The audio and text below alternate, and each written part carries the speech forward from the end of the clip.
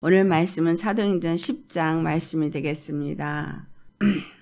사도행전 10장 1절로부터 23절 앞부분까지 사도행전 10장 1절로부터 23절 앞부분까지만 우리 같이 봉독하도록 하겠습니다. 찾으셨으면 우리 다 같이 봉독합니다. 가이사랴에 고넬료라 하는 사람이 있으니 이달리아 부데라 하는 군대의 백부장이라. 그가 경건하여 온 집안과 더불어 하나님을 경외하며 백성을 많이 구제하고 하나님께 항상 기도하더니 하루는 제9시쯤 되어 환상 중에 밝히 보매 하나님의 사자가 들어와 이르되 고넬료야 하니 고넬료가 주목하여 보고 두려워 이르되 주여 무슨 일이니까? 천사가 이르되 내 기도와 구제가 하나님 앞에 상달되어 기억하신 바가 되었으니 내가 지금 사람들을 요빠에 보내어 베드로라 하는 시몬을 청하라. 그는 무두장이 시몬의 집에 유숙하니 그 집은 해변에 있다 하더라. 마침 말하던 천사가 떠나매 고넬료가 집안 하인들과 부하 가운데 경건한 사람 하나를 불러 이 일을 다 이루고 요빠로 보내니라. 이튿날 그들이 길을 가다가 그 성에 가까이 갔을 그때에 베드로가 기도하려고 지붕에 올라가니 그 시각은 제6시더라. 그가 시장하여 먹고자 하매 사람들이 준비할 때에 황홀한 중에 하늘이 열리며 한 그릇이 내려오는 것을 보니 큰 보자기 같고 내 귀를 메어 땅에 들이웠더라. 그 안에는 땅에 있는 각종 네 발 가진 짐승과 기는 것과 공중에 나는 것들이 있더라. 또 소리가 있으되 베드로야 일어나 잡아 먹으라 하거늘 베드로가 이르되 주여 그럴 수 없나이다. 속되고 깨끗하지 아니한 것을 내가 결코 먹지 아니하였나이다 한데 또 두 번째 소리가 있으되 하나님께서 깨끗하게 하신 것을 내가 속되다 하지 말라 하더라. 이런 일이 3번 있은 후 그 그릇이 곧 하늘로 올려져 가니라. 베드로가 본 바 환상이 무슨 뜻인지 속으로 의아해하더니 마침 고넬료가 보낸 사람들이 시몬의 집을 찾아 문 밖에 서서 불러 묻되 베드로라 하는 시몬이 여기 유숙하느냐 하거늘 베드로가 그 환상에 대하여 생각할 때에 성령께서 그에게 말씀하시되 두 사람이 너를 찾으니 일어나 내려가 의심하지 말고 함께 가라. 내가 그들을 보내었느니라 하시니 베드로가 내려가 그 사람들을 보고 이르되 내가 곧 너희가 찾는 사람인데 너희가 무슨 일로 왔느냐? 그들이 대답하되 백부장 고넬료는 의인이요 하나님을 경외하는 사람이라. 유다 온 족속이 칭찬하더니 그가 거룩한 천사의 지시를 받아 당신을 그 집으로 청하여 말을 들으려 하느니라 한데 베드로가 불러들여 유숙하게 하니라. 아멘. 오늘 말씀의 제목은 하나님께서 깨끗하게 하신 것을 내가 속되다 하지 말라 라는 말씀으로 이 말씀을 나누도록 하겠습니다. 예, 베드로가 3번이나 공중에서부터 내려온 것을 봅니다. 보자기 안에 4발 달린 짐승, 기는 거, 날개 달린 것들이 있었어요. 베드로가 속되고 깨끗하지 아니한 것은 내가 결코 먹지 아니하였나이다 라고 말해요. 레위기 말씀이 생각이 납니다. 베드로는 복음을 가진 자인데 유대인으로서 율법에 부정한 것을 먹지 말라 한 이 말씀을 여전히 지키고 있는 사람이었다라는 걸 우리가 알 수 있습니다. 하나님께서 깨끗하게 하신 것을 내가 속되다 하지 말라 라는 말씀을 그에게 합니다. 이 17절에 말한 그 4발 가진 짐승, 기는 거, 공중에 나는 것들은 하나님은 왜 베드로에게 보여주었느냐? 가이사랴에 사는 이탈리아 군대의 백부장인 고넬료를 베드로에게 소개하기 위해서 이와 같은 걸 보여줬다라는 거예요. 22절 말씀을 보니 고넬료는 의인이요 하나님을 경외하는 자라고 말하고 있습니다. 하나님을 경외하는 사람으로서 유대 온 족속이 칭찬할 정도예요. 유대 온 족속이 칭찬한다는 얘기는 그리스도의 복음을 가진 자는 아니라는 걸 우리가 알 수 있습니다. 그러니까 하나님을 경외하며 하나님을 믿는 사람이었던 거예요. 2절을 보니까 그가 경건하여 온 집안과 더불어 하나님을 경외하며 백성을 많이 구제하고 하나님께 항상 기도했다. 그가 9시쯤에 기도하다가 환상이 열려서 하나님의 사자를 보게 됩니다. 이때 천사가 내 기도와 구제가 하나님 앞에 상달되어 기억하신 바가 되었으니 라고 말합니다. 고넬료는 천사가 왜 요바에 있는 베드로를 불러오라 그러는지 모르지만 강구한 기도의 응답으로 고넬료에게 답을 주기 위해서 베드로를 보냈을 거라고 알았을 거라는 거죠. 고넬료는 하나님을 경외하기 때문에 백성들을 많이 구제했어요. 그 당시에 이스라엘이나 사마리아나 굉장히 가난했었거든요. 왜냐하면 세금을 너무 많이 걷어들였고 가난했어요. 고넬료가 어떤 마음에서 구제를 했겠는가?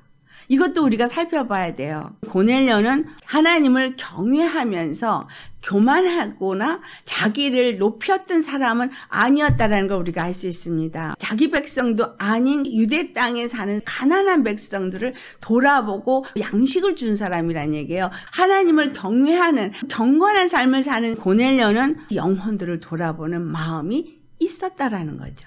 그런데 베드로는 예수님을 증거하는 사람으로서 역사도 일으키고 했는데도 그 안에 해결되지 않은 부분이 있었더라는 거예요. 그것이 무엇입니까?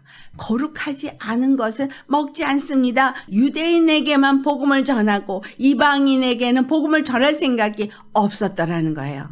영혼을 돌아보는 마음이 고넬료 같지 않았다는 거예요. 고넬료는 이탈리아 사람이면서도 유대인 영혼들을 돌아보고 구제를 했었다는 거예요.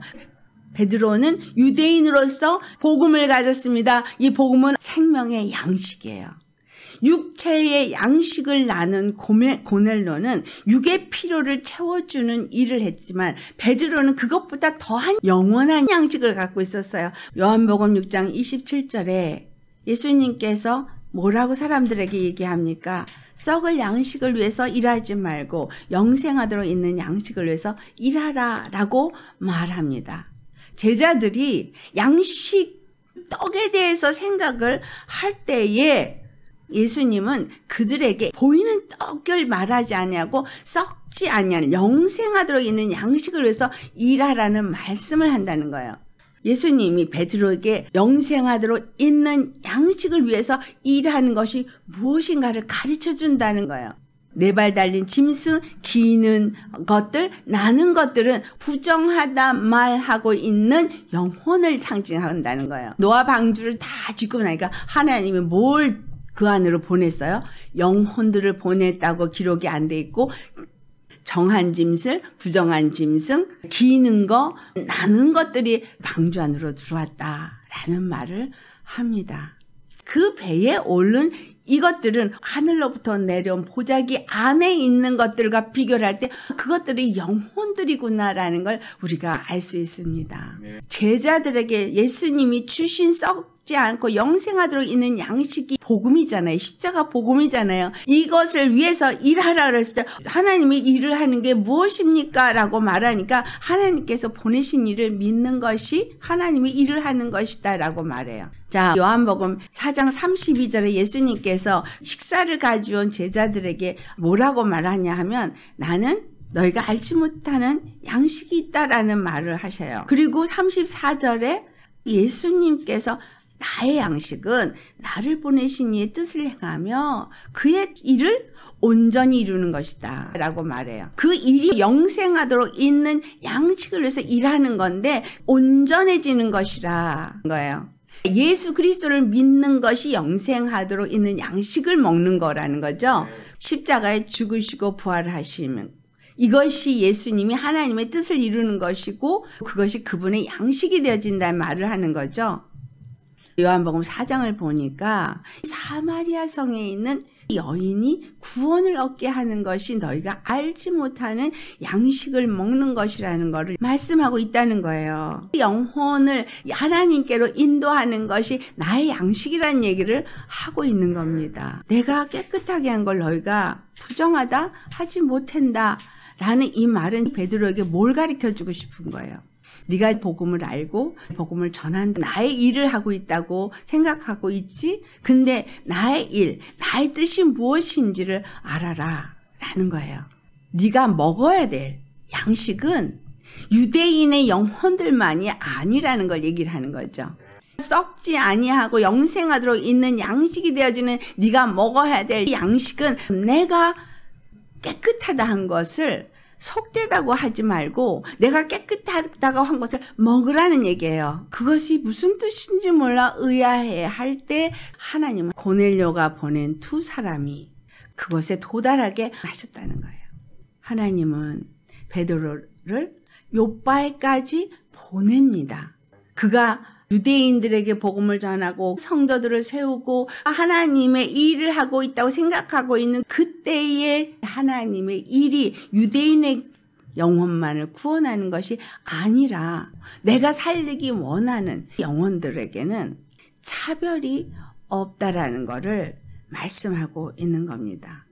로마서 10장 12절에 유대인이나 헬라이나 차별이 없습니다. 한 분이신 주께서 모든 사람의 주가 되사 그를 부르는 모든 사람에게 부여하시도다. 그러면서 13절 누구든지 주의 이름을 부른 자는 구원을 받으리라. 유대인이나 헬라이나 차별이 없이 주의 이름을 부르는 자에게는 하나님이 구원을 받도록 기회를 주신다라는 얘기예요. 그들이 믿지 아니한 이를 어찌 부르며 듣지도 못한 이를 어찌 믿을까? 그러니까 전파하는 자가 있어야 되지 않겠느냐는 거죠. 고넬료가 하나님을 경외하고 그가 구원을 받기를 원해서 주님의 이름을 불렀습니다.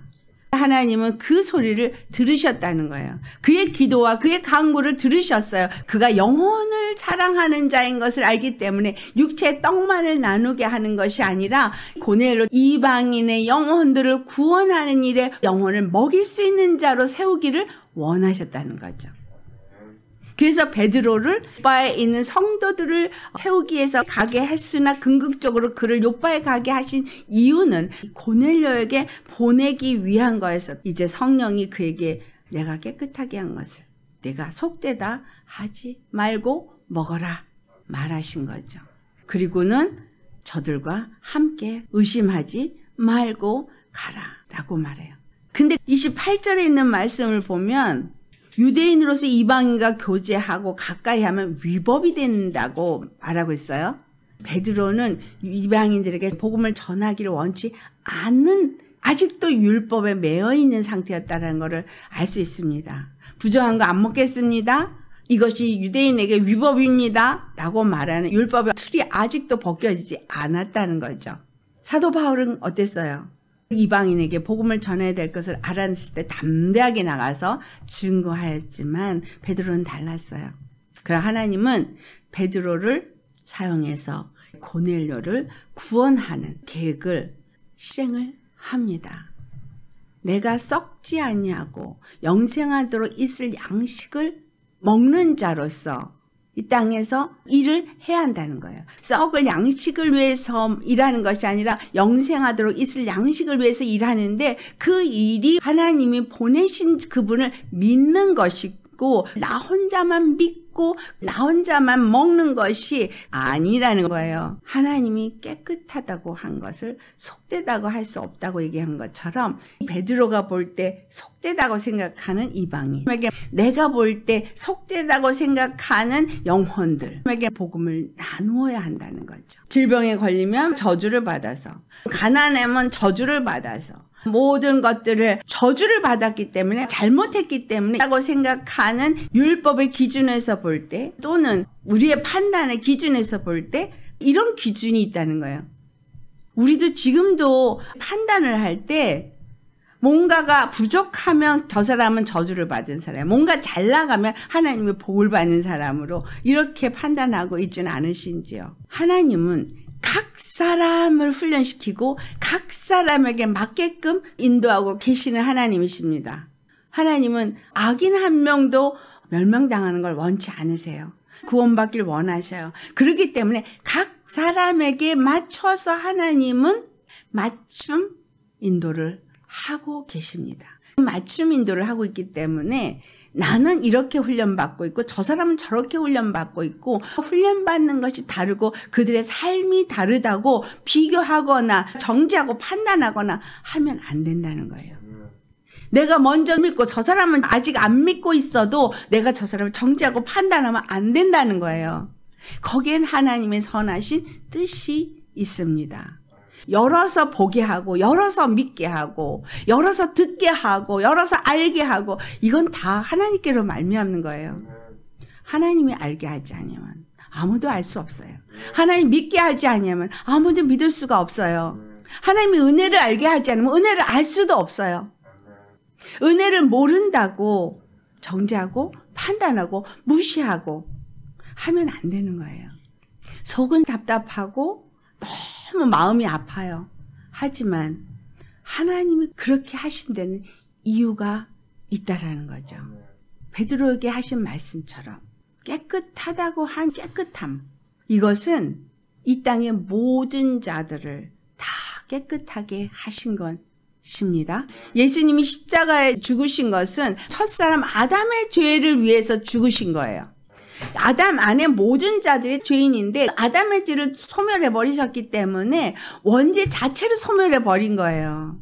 마귀의 종이 되어지는 원죄 자체를 소멸해 버렸기 때문에 마귀에게 속고 있기 때문에 죄를 짓는 것으로 보셔야 됩니다. 아직은 주님이 귀를 열어주지 않아서, 아직은 주님이 눈을 열어주지 않아서, 아직은 모르기 때문에 속고 있기 때문에 그러고 있는 것이지 그들이 마귀의 자식은 아닌 거예요. 베드로가 유대인의 관점에서 거룩하지 않은 건 내가 먹지 않습니다. 나는 유대인에게만 복음을 전하지 이방인들에겐 아닙니다. 라고 말했을 때 그의 생각을 바꿔놓으시는 거죠. 그의 고정관념을 바꿔주시는 거예요.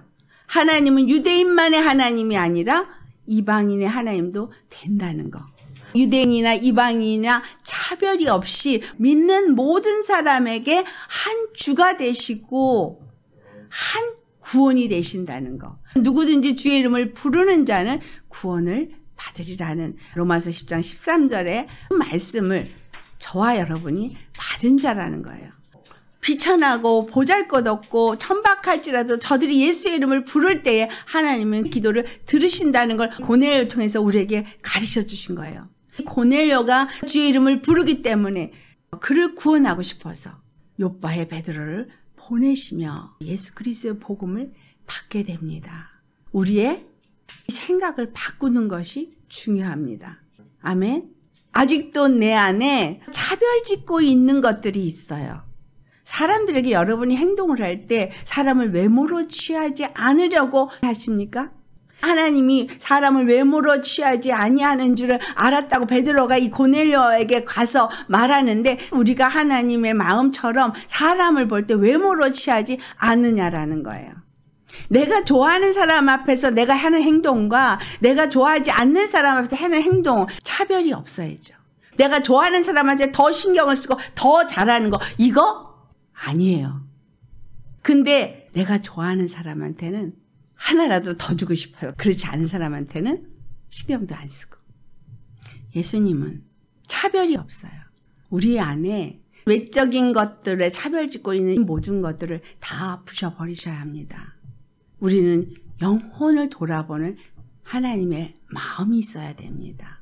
하나님 아버지의 마음, 차별이 없는 마음. 하나님은 모든 사람에게 주가 되시고 모든 사람에게 구원이 되시는 것처럼 교회 안에서 같이 신앙생활 하는 사람만 이쁘고 좋은 것이 아니고 그렇지 않은 사람에게도 동일한 하나님의 사랑의 마음을 가지고 나가셔야 합니다. 그들이 아직은 예수를 믿지 아니하여도 그들을 예수 믿게 하기 위해서 그들을 구제하는 마음은 여전히 있어야 한다라는 거죠. 주님의 마음은 똑같기 때문인 거예요. 내 백성, 내 민족에게만이 아니라 다른 민족, 다른 백성에게도 똑같은 구원을 주시고 한 주가 되기를 원하시는 하나님의 마음을 베드로에게 가르쳐 주고 계시는 겁니다. 이것은 우리에게도 동일하게 가르쳐 주고 계시는 거예요. 교회 다닌 사람들이 자기 교회에서 떠나기만 하면 그 다음부터는 외면해요. 한 아버지의 자녀요, 한 백성이라면 결코 그렇게 하지 않아야 되겠죠. 예수님이 이 땅에 오신 것은 화목해 하기 위해서 오셨습니다. 하나님과 우리 사이를 화목해 하고 이방인과 유대인의 사이를 화목하게 하기 위해서 두 사람이 한 몸이 되어져서 그리스도 예수 안에서 함께 하나님 아버지께 나아가게 하기 위해서 오셨습니다. 부정하고 정한 것이 없도록 하기 위해서 예수님이 이 세상의 모든 자들을 위해서 거룩한 보혈을 십자가에서 흘리신 겁니다. 부정하다고 얘기했던, 믿지 않던 그들에게 우리를 통해서 예수님의 은혜와 사랑을 가르쳐 주기 위해서 나를 먼저 부르셨다는 사실이에요. 영혼을 먹이는 것이 내 양식이라는 거, 이걸 아셔야 합니다. 또한 영혼을 살리고 이 영혼을 먹이는 것이 내 양식이에요. 내가 사는 것이고 내가 영생하도록 있는 양식을 먹는 거예요. 복음을 전하든 못 전하든 영혼을 살리기 위해서 내가 그에게 어떤 것을 한다면 그것이 나의 영혼을 살리는 양식이 되어진다라는 겁니다. 하나님이 정하다 한 것 아무도 더럽다 할 수 없습니다. 영혼을 돌아보는데 차별이 없게 하신 이가 하나님이십니다. 우리도 또한 차별이 없어야 한다는 거예요. 하나님의 마음과 같은 마음으로 주의 복음을 받은 자라면 복음을 나누어야 한다는 거죠. 베드로를 통해서 우리가 생각해 봐야 하는 건 나는 정한 것만 먹고 거룩하지 않은 건 먹지 않습니다. 위법을 하지 않기 위해서 나는 이방인들과 상종하지 않습니다. 이와 같이 우리가 믿음 안에서 도라고 말하는, 법이라고 말하는 것은 잘 지키려고 노력하는 자세를 갖고 있어요. 열심히 기도해야 된다, 성경을 읽어야 된다, 봉사를 해야 된다, 이런 거 잘하는데 영혼을 사랑하는 마음이 없다라는 거, 이게 문제라는 거예요. 주님이 여기서 보여주는 건 영혼 사랑, 고넬료에게 있었듯 구제하는 마음이 베드로에게는 부족했던 거예요. 차별이 있었어요. 우리 안에서 영혼 사랑하는 마음이 있을 때 차별이 없어야 되는 거죠. 주님의 사랑의 마음이 이 시대에 우리에게 절대적으로 필요합니다. 믿음의 사람은 예수님의 마음을 가진 사람이 되어야 합니다. 이방인을 오빠에 불러들여서 하룻밤을 같이 잔 것도 문제예요. 베드로가 고넬료의 집에 간 것도 위법이고 문제이지만 하나님이 의심하지 말고 함께 가라, 내가 그들을 보내었느니라 하기 때문에 베드로는 순종은 합니다. 이 순종한 것이 위법이 돼서 공회에 서서 심판을 받을 사건이 되지만 하나님의 마음을 오해한 잘못된 생각을 완전히 뜯어 고치는 큰 사건이 고넬료의 집에 간 베드로의 사건입니다. 우리 안에 예수님을 믿으면서 갖고 있는 틀, 이거를 부수셨으면 좋겠어요. 많은 사람들이 이 가지고 있는 틀이 있어요. 나름대로 자기 안에서 잘 믿는 법칙들이 있어요. 그래서 자기 기준에서 이렇게 하고 저렇게 하면서 잘 믿고 있다고 생각하고 있는 게 있단 말씀이에요. 예수님의 사랑 앞에서, 십자가 앞에서 다시 한번 생각해 보세요. 예수님은 십자가 앞에서 틀이 없었어요.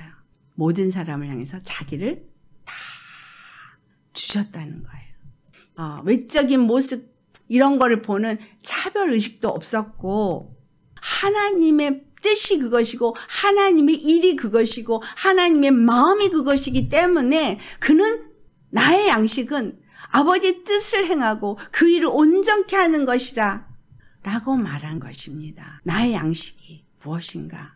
예수님께서 하나님의 뜻을 이루고 온전케 하는 것, 그것이 나의 양식이라고 말한 것처럼 십자가에서 죽으실 때 하나님의 뜻이 그러기 때문에 무조건 순종하셨던 것처럼 하나님의 뜻이 영혼 구원이고 한 영혼도 죽는 것을 원하지 아니하기 때문에 나에게 만나게 한 영혼, 나에게 붙여준 영혼, 나에게 함께하게 하는 영혼이 있다면 조건 없이 그 영혼을 위해서 죽을 수 있으시겠습니까? 하나님의 뜻이 그 영혼을 살리기 위해서 내가 죽어야 한다면 내가 죽을 수가 있겠느냐라는 거예요. 무조건 참고 무조건 인내하며 무조건 여러분의 것을 드릴 수 있겠느냐라는 거예요. 인간의 힘으로는 못합니다. 저도 사역하면서 영혼 때문에 너무너무 힘들어서 포기하고 싶을 때 많았어요. 내가 세상에서 살면 이렇게 물어뜯기지 않을 텐데 예수님 때문에 이렇게 물어뜯겨야 돼요? 내가 예수님 때문에 이렇게 기가 막힌 소리를 들어야 돼요? 내가 예수님 때문에 이렇게 모멸감을 느끼면서까지 참아야 돼요? 이런 순간들이 많았습니다. 나 좋다고 하는 사람, 나한테 잘한 사람하고만 같이 있으면 좋지 않겠어요? 그런데 그렇지 않은 거예요. 피를 흘려야 되면 흘려야 되는 상황 속에서 고통스러움에도 참아줘야 되고 기도하면서 그걸 털어내고 다시 봐야 되고 그렇게 하시더라고요. 예수님은 나를 위해서 십자가에 죽기까지 하셨는데 이거는 십자가에 죽는 것보다는 작은 일 아닌가 생각했어요. 하나님이 나에게 맡긴 영혼이니까, 하나님이 나한테 허락한 일이니까 말없이 예수님 때문에 감당하는 거예요. 아버지의 마음을 가지고, 아버지의 사랑을 가지고 영혼을 위해서 나를 내어놓을 수 있겠느냐라는 거죠. 제가 처음 주님 앞에 부름받을 때 너 고슴도치들 안어라 했을 때 그거 안으면 피 흘리고 아플 텐데 그걸 어떻게 안아요? 네가 사랑으로 안으면 고슴도치의 뾰족한 것들이 다 없어질 것이다. 그 찔림이, 그 아픔이 그들도 사랑을 알게 하고 그들도 사랑할 수 있는 사람이 되게 할 거라는 거. 하나님이 나에게 원하는 사역이 무엇인지를 그때 알았습니다.